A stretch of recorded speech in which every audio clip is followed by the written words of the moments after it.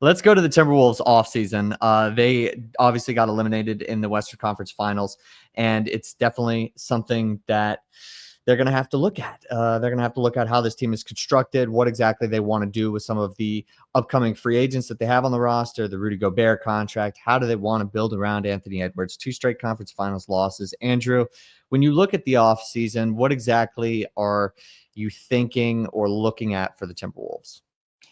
I mean, there isn't much they can do. I don't know what free agent names are really floating around the summer, but it feels like we haven't had a really big free agent class in a couple years now.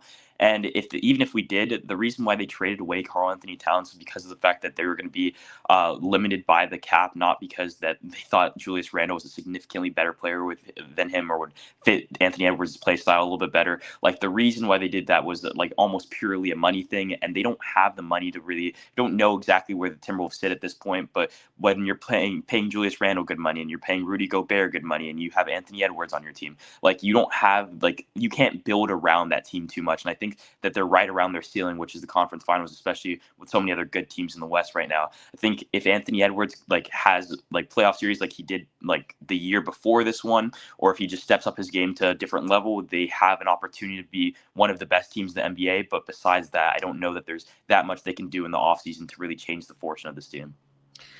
So I think it's really interesting because I'm glad that you said if Anthony Edwards kind of had more of that, he wasn't as consistent as you would have liked him to be. I think that that's apparent. He still played well, but to elevate that game, if he did, it felt like some of the pieces were kind of aligned, right? Like Julius Randle had an amazing playoff run.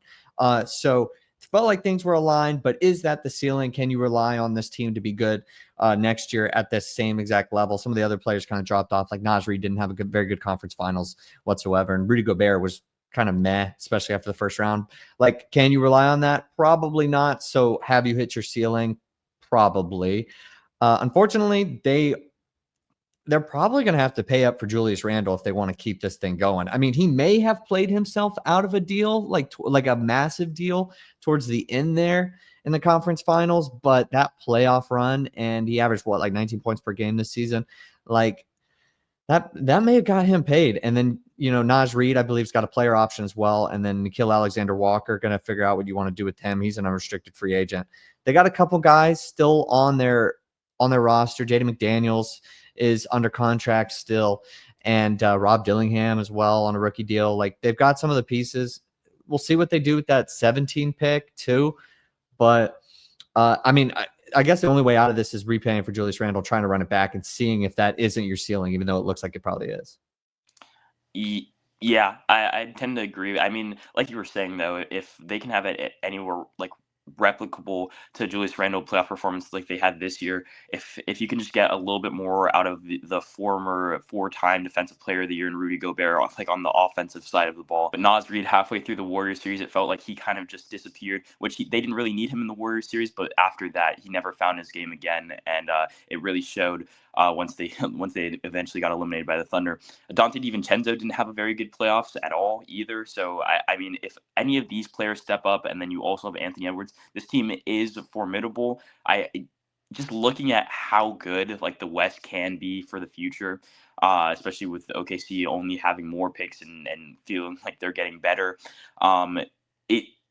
Could the conference finals be their ceiling? Definitely, but I'm hoping that we can see an Anthony Edwards just all-time run at some point, because seeing him in the finals and getting his ring and getting that monkey off his, I feel like conversations are going to be starting to had, maybe not even next year, but the year after that. I think the Anthony Edwards conversation is going to have to be had, and if he can go on a Giannis or a Jokic run where he just gets that monkey off his back and gets a ring, that'd be really exciting to see, because I personally like Anthony Edwards as a player.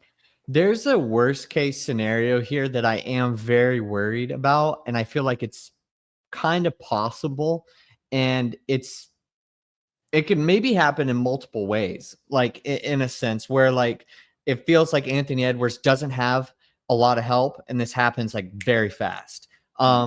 Trading away Cat, I feel like you got Julius Randle in the building, and it was to see how far you could get if Julius Randle were to show up in the playoffs. And this year it happened. Unfortunately, you just didn't get enough from some of the supporting cast, Anthony Edwards, but you ran into the Thunder. And it would have felt like so much better if that Thunder series was like 6 games or something like that, like a closer 6 games than like, a 5-game gentleman's sweep that, where your team like didn't even compete in game 5. Like it would have felt a lot different. But now it just feels like, okay, you're going to run this back next year, pay Julius Randle a ton of money, hope that you're probably going to have to pay Naz Reid a ton of money as well. And you're going to hope that you can get that Anthony Edwards like bump that could potentially bring you to what? That swing the entire series against the Thunder? I'm very worried about that. Or you let Julius Randle walk, or he goes somewhere else in free agency. Something like that happens. I think that's a lot less likely. Like I don't really know if I foresee a headline of him leaving. But then you've got cap space, but then you've got legitimately Anthony Edwards and Naz Reid potentially as like your top 2 offensive guys. That scares me because that's like quick from like, dang, you just had Karl Anthony Towns and you got 3 more years of Rudy Gobert worth $109 million. Like I feel like this could go south really quick, or you could get stuck. Yeah, and even with this current team, I mean, like this team wasn't playing very well until like halfway through the season too. So like this current team could take pretty drastic dips if everything isn't clicking for them offensively. And like their main staple over the last 2 years has really been defense. So I mean, if you lose like a Julius Randle and can't replace him with anything at least like half as valuable, this team could like it. They were fighting like off a play-in spot at the end of the season, or fighting for their like playoff hopes. So I mean, we'll see where this team goes from here. Got a question, and maybe we should have made this our own segment. Maybe we'll do it if the Knicks get eliminated after game 6 here. It felt like this was a win-win trade. Just looking at it in like for the future. Okay, both teams probably going out in the same spot the following year. Who do you think is in a better position? The Knicks with Karl Anthony Towns, or the Timberwolves with the looming Julius Randle free agency? I personally like Anthony Edwards over Jalen Brunson. So, Ooh, and yeah, he's well, also, yeah, he's also younger. So I think that the Timberwolves in general could be in a better spot for the future. But yeah, and then how much do these expiring contracts on the Knicks get paid once they're up? Like OG Anunoby, has he done enough for a better contract somewhere else, or is Josh Hart like willing to take a more of a pay cut to stay? There's a lot of different factors with the Knicks. It feels like they're really centered around their like 5 guys, they're 5 starters, or Josh Hart now sits on the bench. So it's a toss up for the Knicks. But I think that with Anthony Edwards, you're like pretty solidified, and like you're expected to make the playoffs no matter who's surrounding him for like the foreseeable future. And like knowing that front office, hopefully they'll surround him with like decent enough players where that's a possibility, and they're not just going to be tanking for seasons on end. But I think the Knicks situation could get drastic if anyone decides that they want to take a leave, or they're gonna like if they just deserve more money somewhere else.